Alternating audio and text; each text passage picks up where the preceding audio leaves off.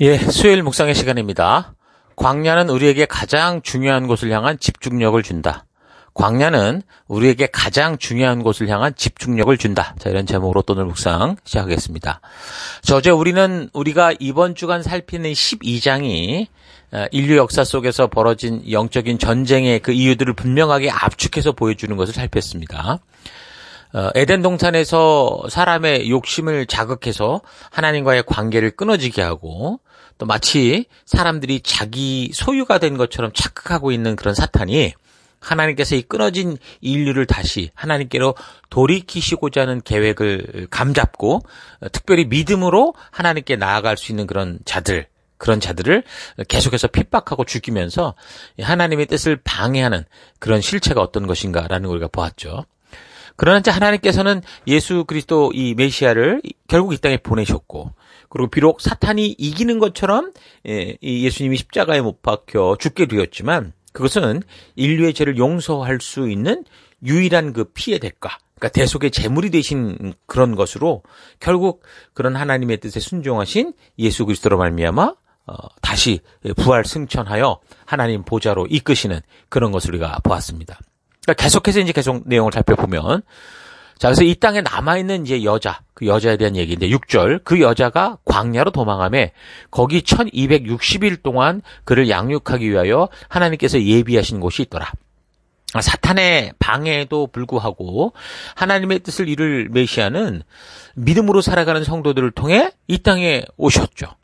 그리고 십자가에 비록 죽으셨지만 그러나 죽은 권세를 깨고 부활하셔서 지금 하나님 우편에 계시는데, 바로 이 하나님의 뜻을 이루어지게 할 수 있었던 믿음의 사람들, 그러니까 단지 아브라함의 혈통적 후손 이게 아니라 끝까지 예수를 하나님이 보내신 그리스도라 믿고, 그래서 목숨 걸고 이 하나님이 말씀하신 이 의도와 가치를 따라 걸어가는 모든 믿음의 사람들, 그러니까 이 여자를 그렇게 볼 수 있다라는 겁니다. 아마 여기선 그렇게 보면 예수님이 이 땅에 오시고 죽으시고 부활하신 후 성령이 오시면서 교회가 새 언약의 그 하나님 나라가 탄생했으니까 교회라고 봐야 되겠죠. 바로 그 존재가 어떻게 된 거예요? 지금 광야로 갔다라는 겁니다. 그러니까 이스라엘 족속들은 자신들을 아브라함의 혈통이다 그렇게 얘기를 하는데, 성경에서 이 아브라함을 등장시키는 것은 어떤 이스라엘이라는 어떤 특별한 나라, 그 민족을 말하려는 게 아니라 하나님의 말씀 그대로 믿고 순종하며 살아가는 믿음의 삶을 사는 하나님 나라 백성을 얘기한다라는 거 여러분 잘 계속 기억하시길 바랍니다. 어찌됐든 그 광야에 하나님께서 당신의 말씀대로 믿는 백성들을 보호하기 위해 예비하신 곳이 있다 그렇게 말씀을 하시는데, 자, 그렇다면 우리가 살아가는 이 광야에 있는 그 하나님께서 예비하시고 양육하시는 그런 보호처는 어딜까요? 잘 생각해 보면 그것이 어떤 장소적인 게 아니라 하나님 말씀대로 순종하는 삶, 그래서 말씀이 인도하는 대로 따라가는 곳이 바로 하나님이 예비하신 성도를 양육하는 것, 성도를 보호하는 것이 될 수 있다는 겁니다.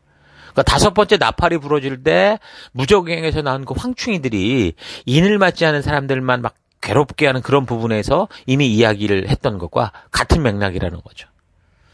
AD 70년 그 로마 티투스 장군에 의해서 예루살렘이 함락될 때 그 예수님을 죽였던 그 유대 바리새인들이 거기가 터니까 거기서 굳이고 살겠다고 그랬었잖아요. 그래서 그 바람에 얼마나 많은 사람이 죽었습니까? 그렇지만 예수님께서 그 부활 승천하시면서 주셨던 말씀을 따라 복음을 들고 세계 만국으로 흩어졌던 교회와 성도들은 그런 위기와 그런 그 어려움 속에서 어떻게 된 거예요? 이길 수 있었고 보존될 수 있었던, 이걸 잘 생각해 보면 알 수 있는 겁니다. 복음을 받고 땅끝까지 전하라는 사명을 받은 사도와 성도들이 만약 끝까지 예루살렘에 고집스럽게 있었다면 마귀의 술책에 의해서 마치 그 이집트의 바로 왕이 이스라엘에 태어나는 남자아이들을 싹 죽여서 그 혈통을 아주 없애버리려 했던 것처럼, 이 티투스가 이 예루살렘을 정복하는 이 사건을 통해서 모든 교회와 성도들, 이제 막 싹이 트는, 이제 자라가는 그 교회와 성도들이 싹 없어질 수도 있었을 거라는 거죠. 그런데 교회와 그 성도가 예수님의 말씀대로 순종하고 믿음으로 결국 예루살렘을 떠나고 흩어져 버림으로 말미암아 얼핏 봐서는 박해가 일어나서 도망친 것 같으나 도망이 아니라 가는 곳곳마다 전하는 이 증인이 될 때 어떻겠습니까? 생명을 보존할 뿐만 아니라 오히려 이 복음이 온 세계 곳곳으로 퍼져가는 그런 역사가 이루어진 거죠.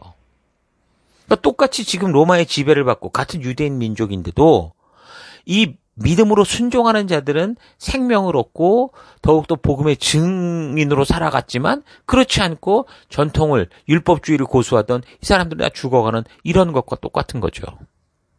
그러니까 하나님 말씀대로 순종하며 하나님의 말씀을 따라가는 삶이 성도들을 위한 하나님의 보호처다. 그러니까 하나님과 동행하는 그 어떤 곳이라도 우리 하나님과 함께하는 그곳이 정말 하나님의 안전한 피난처요. 바로 그것이 하나님의 이 인도하시는 그 길이다라는 거 절대 잊지 말길 바랍니다. 자, 그래서 1260일 동안 하나님의 보호를 받았다. 그렇게 얘기를 하는데 여기서 말하는 1260일, 그러니까 한때, 두때, 반때 또는 뭐 3년 반 이렇게 부르는데 이런 숫자들은 어떤 실제적인 기간이라기보다는 상징적인 것이죠. 그래서 하나님이 정하신 섭리의 기간이 있다라는 걸 말하는 겁니다. 뭐 끝도 없는 박해와 끝도 없는 환란이 계속되는 게 아니라 일정 기간, 그러니까 정해진 기간에 그런 어려움의 시기는 지나간다 그 말인 거죠. 그럼 그 하나님의 정하신 시간이 사도 요한 이때 계시를 받은 때로부터 오늘 우리를 따지면 2000년이 흘러갔다라고 생각을 해볼 때 야 이건 너무 긴 거 아니냐라고 말할 수 있을지 모르지만 잘 생각해보면 이렇게 2000년의 시간이 흘러갔다고 해도 각 인간들에게는 불과 70년, 강건하면 80년. 그 로마 시대 그때만 얼마나 전쟁과 그 어떤 어려움이 많았는지 평균 수명이 30이라고 그러잖아요. 그러니까 요즘에 뭐 돈이 많아서 과학의 혜택을 받아 뭐 100년 정도 산다고 해도 그게 100살이 답니다. 그러니까 우리가 1000년 만년을 살고 이런 박해와 어려움을 계속 겪어내야 되는 게 아니라 이 땅에서 불과 100년도 안 되는 세월을 인내하며 살아갈 뿐이라는 거죠. 그러니까 1260일, 한때, 두때, 반때, 3년 반이라는 이 말은 일정한 시간, 정해진 짧은 시간, 섭리의 기간이 있다라는 이런 걸 상징하는 거다라는 걸 잊지 마십시오.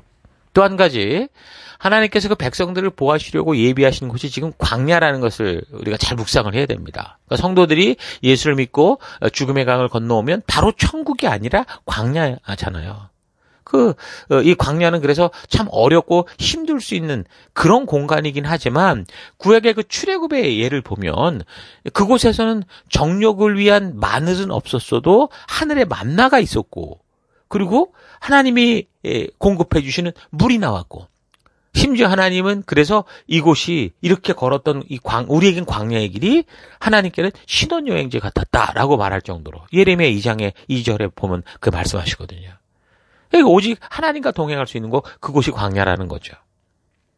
예레미야 2장 2절에 뭐라고 말하냐? 너는 가서 예루살렘 사람들이 들을 수 있게 이렇게 외쳐라. 나주가 이렇게 말한다. 네가 젊은 시절에 얼마나 나에게 진실하였는지, 네가 신부 시절에 얼마나 나를 사랑하였는지, 저 광야에서 씨를 뿌리는 것이 없는 땅에서 네가 나를 어떻게 따랐는지 내가 잘 기억하고 있다. 그러니까 광야는 겉보기에 황량하지만 진정으로 온전한 속사람을 바르게 세워가는 너무도 귀한 곳이죠. 필요 없는 것들을 다 떨쳐낼 수 있는 아주 소중한 장소입니다. 왜냐하면 사람들은 편안하면 모든 걸 다 잊어버리고 편안하면 자꾸 욕심에 빠지고 편안하면 자꾸 이상한 것을 찾게 되고 하나님을 잊어버리게 되거든요. 그래서 하나님은 그의 백성들을 편안한 곳이 아니라 광야로 이끄신다라는 걸 잊지 마십시오. 믿으면 그냥 복 받고 하는 일마다 잘 되고 안 되는 것도 하나님의 힘으로 다 뒤집어 엎어서 이 세상에서 그냥 잘 잡고 잘 먹고 이런 게 아닙니다. 믿으면 광야의 길을 걸어요. 이스라엘 백성들이 홍해를 건너 광야의 길을 걸었던 것처럼 그 광야에서 하나님의 보호와 인도를 받는 길은 오직 말씀대로 순종하며 따라가는 것이었다라는 거 잊지 말아야 됩니다. 처음 그 두루마리의 말씀이 입에는 달았지만 점점 뱃속에서 쓴 것이 된 거는 그런 것처럼 우리가 살폈던 그러나 그것은 우리를 죽이는 게 아니었잖아요. 이 세상의 정욕과 욕심들을 십자가에 못 박아서 나중에 22장에 나오는 새하늘 새 땅에서 영원히 살아가는 거룩한 존재가 되게 하기 위해서 그 영원한 천국에서 필요 없는 모든 것들을 이 땅에서 버리게 하시기 위한 하나님의 인도하심이 그 광야라는 거 여러분 잊지 말아야 됩니다. 그래서 광야는 성도들에게 가장 중요한 곳을 향한 하나님이 부르신 목적을 분명하게 보고 그 사명을 따라 살아가게 하는 집중력을 주는 것입니다. 요즘 너무 많은 이 상품들, 아주 좋은 것들이 제공이 됨으로 말미암아 사람들이 이 더 많은 선택을 할 수 있는 좋은 기회가 왔다고 그렇게 즐거워하기보다 오히려 사람들은 이게 어느 것을 선택해야 될지 결정하지 못하고 머뭇거리는 이 결정장애의 삶들을 살아가게 된다고 합니다. 그러니까 많은 것이 좋은 게 아니라는 거죠. 좋은 것을 많이 가져도 결국 그 가치를 잃어가는 것이 사람인 겁니다. 좋은 것이 일상이 되면서 그 존재에 대한 진정한 가치를 잃어버리고 오히려 삶의 이유조차 잃어버리는 그게 인간의 모습이죠. 광야에서 이스라엘은 많고 좋은 것을 욕심껏 가지며 살 수는 없었지만 오직 하나님의 뜻을 따라 살아가는 삶의 가장 중요한 집중력을 가지고 거룩하게 살 수 있었습니다. 그래서 하나님은 그때를 신혼여행과 같았다라고 생각을 하시는 거죠. 하나님의 뜻은 하나님께서 거룩하시듯 우리도 거룩하기를 원하는 것이었죠. 거룩함이 뭡니까? 이 세상의 길과는 반대로 걸어가는 이 세상과 구별된 길이잖아요. 그러니까 이 세상을 따라서 흘러가면서는 결코 거룩할 수 없다라는 겁니다. 거룩한 삶이 뭐냐? 바로 하나님의 말씀의 가치를 따라 말씀대로 순종하며 살아가는 삶이 되는 거죠. 이 세상의 모든 사람들의 본능 속에는 거룩한 삶이 소중하다라는 게 심어져 있습니다. 예수를 믿지 않는 사람들도 날마다 진수성찬이 차려진 식탁에서 가족들이 서로 싸우고 죽이려고 막 그러는 것보다 비록 소박한 반찬이지만 화목하게 서로를 사랑하며 서로를 위해주는 그 하나님이 창조하신 그런 가정을 원하죠. 이기적인 삶을 살아가는 것보다 희생의 삶을 보면 이 세상의 사람들도 칭찬하고 높여줍니다. 왜 그렇습니까? 하나님이 심은 그 마음들이 있기 때문이에요. 그래서 하나님의 뜻이 인간들의 마음에 심어져 있기 때문에 우리도 모르는 사이에 원래는 하나님이 창조하신 것을 추구하고 그것이 좋다라는 걸 다 알고 있다라는 거죠. 그래서 그런 하나님의 뜻대로 살려면 결국 하나님께서 우리에게 미리 말씀해 주신 대로 그 말씀을 따라 우리가 살려 하고 그 말씀을 기준으로 우리가 먼저 희생하려고 하고 손해보는 그런 인생이 기꺼이 될 수 있어야 되는 거죠. 이스라엘을 보십시오. 가나안 땅에 가서 무너졌지 광야에서는 오히려 무너지지 않고 필요 없는 이 쓸데없는 것들이 다 떨어져 나가고 오히려 거룩한 그런 길을 걸었습니다. 그 하나님의 말씀대로 순종해야 되는 이 광야에 그렇게 보냄을 받았을 때 그 광야에서 누가 죽었습니까? 그러니까 세상과 그 애굽 그 이집트의 욕심과 정욕을 참지 못하고 살아가던 사람들, 욕심과 탐욕을 따라 살아가는 사람들은 다 죽었지만 그러나 그 광야에서 하나님 주신 약속을 잊지 않고 말씀 따라 오직 주의 말씀 따라 인도하심을 따라 순종하며 걷던 사람들은 그래서 결국 가나안 땅에 그 약속의 땅에 들어가 축복을 누리게 되는 겁니다. 그러니까 믿음의 삶은 광야의 삶인데 그 길의 끝이 천국에 다 있다는 거죠. 그래서 기독교가 말하는 참된 축복은 뭔가 이 땅에 사둔 땅이 막 집값이 막 확확 튀어올라서 막 갑자기 막 돈이 많아지고 그게 운수대통이고 그런 게 아니라 내가 가는 곳이 그 어디라도 그곳에서 하나님이 말씀해 주신 그 법도와 규례와 명령과 그 계명에 담겨 있는 하나님의 뜻, 그 하나님의 의도대로 순종하는 삶을 살아가는 거. 그게 신정한 축복이다라고 말하는 거예요. 그렇게 하나님의 말씀대로 순종하는 곳에 생명이 있고 구원이 있고 하나님의 피난처가 있고 그래서 하나님과 늘 동행하는 삶이 가장 복된 삶이다라는 거 잊지 마시고 성경에 말씀하는 이 말씀의 가치를 따라 그 길을 열심히 걸어가는 여러분과 제가 될 수 있기를 바랍니다. 자, 오늘 하루 나는 예수를 믿고 성도로서 살아가는 이 존재의 이유를 알기 때문에 정말 우리 주님 한 분만으로 만족하고 오직 말씀이 인도하는 길로 가고자 하는 그런 삶을 살고 있는지 아니면 세상의 흐름을 따라 이 세상에 더 좋은 것을 더 많이 가지기 위해서 더 편리하고 쉬운 길로만 가서 더 많은 것을 누리기 위해 자꾸 빠른 지름길을 찾고 있지는 않은지 잘 되돌아봤으면 좋겠습니다. 나의 마음의 현실이 어떤지를 보려면 자기가 하는 기도를 잘 들어보면 됩니다. 내가 늘 소망하고 기대고 바라는 게 뭔가를 잘 보면 알 수 있습니다. 하나님께서 나를 사랑한다면 좀 돈을 좀 줘보시고 이 시험에서 좀 1등이 되게 해보시고 내가 1,000원 투자한 이 이것이 1000억이 되게 해보시고, 이런 식이라면 여러분 뭔가 하나님이 인도하시는 길과는 완전히 잘못된 번지를 찾은 겁니다. 한국에서 이 기독교인들이 말하는 복이라는 게 전부 부동산 투기식으로 싼 값으로 사서 대박 치게 되는 이런 게 축복이라고 말하는 경우, 그걸 간증하는 경우, 그래서 막 헌금하는 경우가 많죠. 정상적인 땀을 흘려서 정당한 대가를 받는 게 아니라 땀은 적게 흘리고 더 많은 대가를 얻는 거. 그러니까 기도를 지극정성으로 해서 안 되던 일까지 대박 치는 게 축복이다라고 생각하는 경우가 너무도 많다는 겁니다. 그러나 기독교에는 그런 것이 목적이 된 축복이 없습니다. 그러니까 이 땅을 천국을 만들려는 것이, 이 땅에서 나의 많은 것을 가지는 것이, 그게 복음에 대한 착각이고 계시록을 완전히 오해한 결과인 거죠. 이 땅에서 내 땅, 내 집, 내 소유를 늘리는 게 복음이 아닙니다. 이 땅에는 소망이 없다는 것을 알리고, 그래서 이 땅을 살아가는 동안 하나님이 주시는 모든 것을 가지고 나의 배만 채우는 게 아니라 더 낮은 곳으로 흘러가게 하는 삶을 살면서 영원한 천국이 우리 집인 것을 알리는 거. 그게 복음이고 그게 계시록의 가장 핵심적인 메시지다라는 거 잊지 마시기 바랍니다. 그래서 계시록은 성도의 삶이 광야의 길이라는 것을 알려줌으로 해서 성도로 하여금 거룩하게 구별된 백성다운 그 증인된 삶에 집중하는 그런 집중력을 주는 말씀인 것을 잘 기억하길 바랍니다.